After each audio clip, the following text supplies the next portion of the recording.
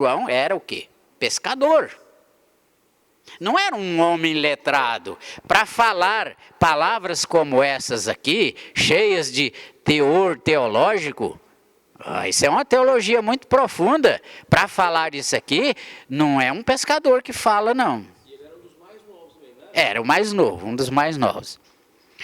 Então, provavelmente ele ainda estava vivo, sim, mas não é ele que escreveu o Evangelho. Ele pode ter escrito alguma coisa do Evangelho.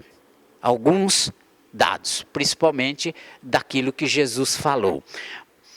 Algum outro discípulo completou a obra. A intenção de escrever os evangelhos, repito para vocês, era a de servir de catequese, para a catequese. Por isso havia essa preocupação de escrever, e justamente catequese para a comunidade, aquela determinada comunidade. Escrevia, portanto, enfrentando o problema que eles viviam. E fala que João era o discípulo de Jesus mais amado. Pois é, essa expressão, ele era o discípulo amado, só ele fala isso. Só o Evangelho de João é que fala esse detalhe. Por que o discípulo mais amado? Todos eram amados, inclusive o Mateus, que era publicano. Se não fosse querido de Jesus, ele nem teria chamado. Ele amava a todos, até o Judas. Nós não podemos entender que Jesus, ele amasse mais a um que a outro. Ele não fazia esse tipo de acepção de pessoas. Ele amava a todos. A expressão discípulo amado quer se referir especificamente à comunidade dos cristãos. Onde vocês leem ali discípulo amado, vocês entendam a comunidade. Essa comunidade é o discípulo amado. Aí nós entendemos isso melhor. Entenderam? Não é propriamente João. É a comunidade que João fundou, a comunidade que João instruiu. Essa é o discípulo amado. Certo? Então João, esse evangelho de João, é provável que na sua origem esteja a personalidade do apóstolo João. Dando a resposta ao que você perguntou, mas a obra formou-se em várias etapas, até a sua redação final, entre 80 e 90. Está dizendo aqui, mas vai mais, até perto do ano 100. Isso aqui é o que está dizendo essa fonte aqui, mas outros falam que foi bem perto do ano 100. Podemos, pois, pensar numa escola joanina. Uma escola joanina, quer dizer, referente a João. Uma escola de João. Num grupo de discípulos que meditavam e aprofundavam o ensinamento do apóstolo São João. Entenderam?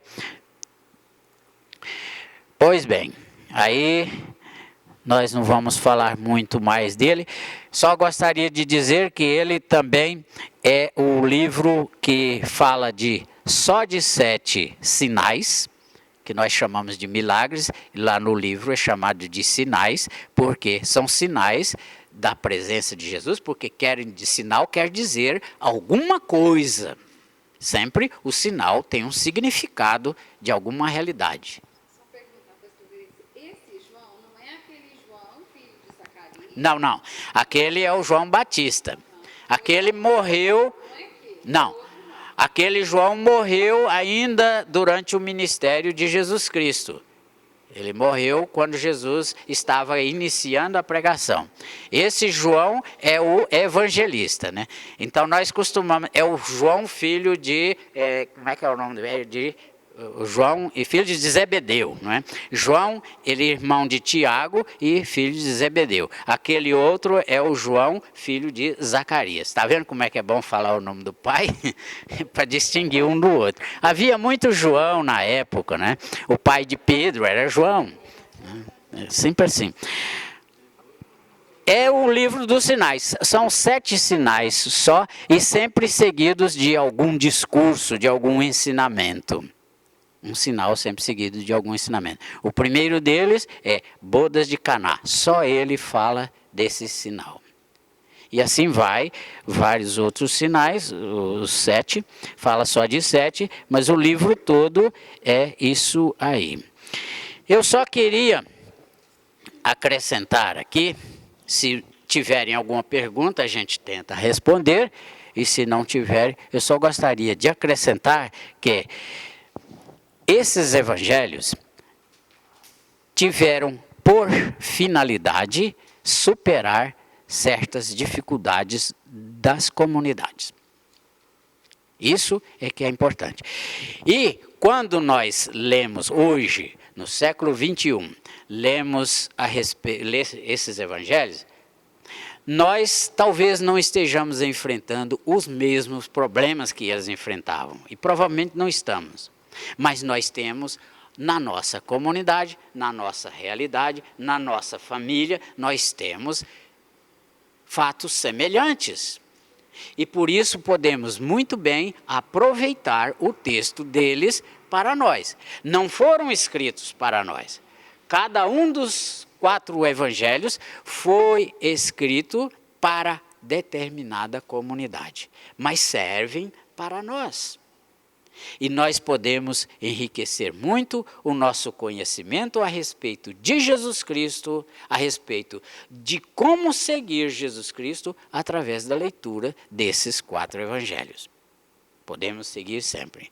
Nós falamos dos evangelhos apócrifos, aqueles que não foram acolhidos pela igreja, eles não foram porque não foram considerados inspirados, justamente porque muitos deles, a maioria deles, tinham ideias desse gnosticismo que João combateu. Eram ideias gnósticas e que estavam penetrando na comunidade. Por isso foram rejeitados. Não batiam com a doutrina ensinada pelos apóstolos.